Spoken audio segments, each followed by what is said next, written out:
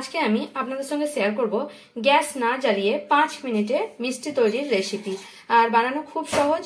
যারা একদম মিষ্টি বানাতে পারেন না, ঘরে 5 মিনিটে তারা খুব সহজে বানিয়ে নিতে পারেন। আর খেতে দুর্দান্ত স্বাদের হয়, কোনো কিছুই সেরকম লাগে না, মানে আপনাদের খোয়া ক্ষীর বা কিছু এসব কিছু লাগে না, কিন্তু এটা খুব সহজে বানানো যায়, যে কেউ বানাতে পারবেন এই ভিডিওটা দেখলে। চলুন তাহলে দেরি না করে দেখে নেওয়া যাক আমার আজকের ভিডিওটি। এই মিষ্টিটা বানানোর জন্য প্রথমে আমি ছানা নিয়ে নিয়েছি, আর এটা 500 দুধের ছানা আমি ঘরে তৈরি করে নিয়েছি আগের থেকে।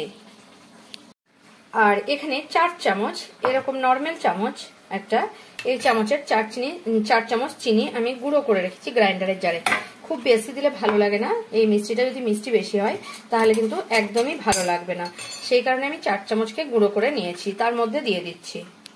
আর আমি দিয়ে দিচ্ছি এখানে মিল্ক পাউডার 4 চামচ। আপনারা যে কোনো মিল্ক পাউডার 4 চামচ দিয়ে দেবেন, একই মাপ। 4 চামচ চিনি তো 4 চামচ মিল্ক পাউডার এখানে আমি নিয়ে নিচ্ছি। এই মিষ্টিটা বানানো খুব সহজ, বাড়িতে 5 মিনিটে বানিয়ে নেওয়া যায়, খুব ভালো লাগে খেতে। আপনারা বাড়িতে অবশ্যই একবার ট্রাই করবেন। এবারে আমি হাতের সাহায্যে সব কিছু এখানে ভালোভাবে মাখিয়ে নেব। এতে কিন্তু কোনো জল ব্যবহার করব না, দেখুন এইভাবে মাখালেই মাখানো হয়ে যাবে সব কিছু একসঙ্গে। এখন কিন্তু আমার এটা মাখানো হয়ে গেছে। এবারে আমি অল্প একটু সাইড করে অল্প একটু আলাদা করে নেব এটা। আর আপনাদের একটা কথা বলি, পনিরটা কিন্তু ভালোভাবে জল ঝরিয়ে নেবেন, যেন একটুও জল না থাকে, তাহলে কিন্তু এর মধ্যে চিনি দিলে বা মানে আমুল পাউডার বা যে কোনো মিল্ক পাউডার দিলে আপনাদের মানে নরম হয়ে যাবে জিনিসটা, মিষ্টির আকারে হবে না। তাই মানে খুব ভালো হয় যদি আপনারা ওই ছানাটাকে ভালোভাবে জল ঝরিয়ে নেন, কিংবা যদি আপনারা পনির দিয়ে করেন তাহলে খুব ভালো হয়। এখন আমি যে অল্প একটু রেখেছি তার মধ্যে ইয়েলো ফুড কালার নিয়ে নিচ্ছি, সেটা অল্প একটু ফুড কালারটা দিয়ে দিচ্ছি। এবারে ফুড কালারটা দিয়ে এর মধ্যে মাখিয়ে নিচ্ছি।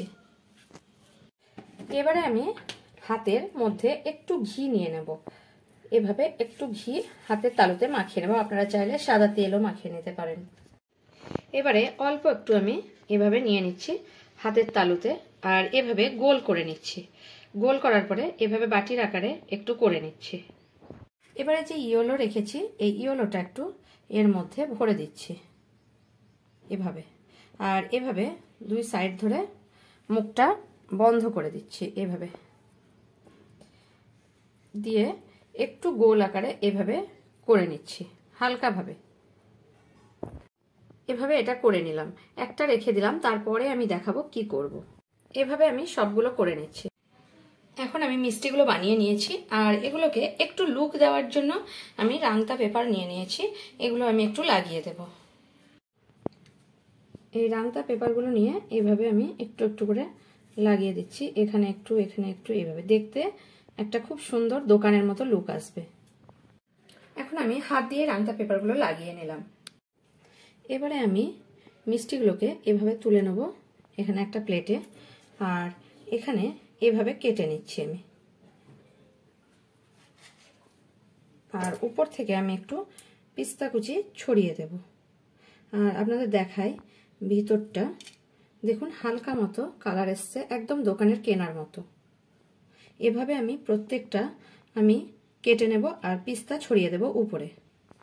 মিষ্টিগুলো আমার এখন রেডি হয়ে গেছে, দেখুন কতটা সুন্দর লাগছে, লুকটা কতটা সুন্দর এসেছে। আর ভিতরে ইয়েলো, বাইরে হোয়াইট, একদম দোকানের কেনার মতো। আমার ভিডিও যদি আপনাদের ভালো লেগে থাকে তাহলে আমার চ্যানেলকে সাবস্ক্রাইব করার অনুরোধ রইল, আর কমেন্ট করে জানাবেন রেসিপিটা আপনাদের কেমন লাগলো। যদি ভালো লেগে থাকে তাহলে একটা লাইক করতে ভুলবেন না, আর প্রচুর শেয়ার করবেন।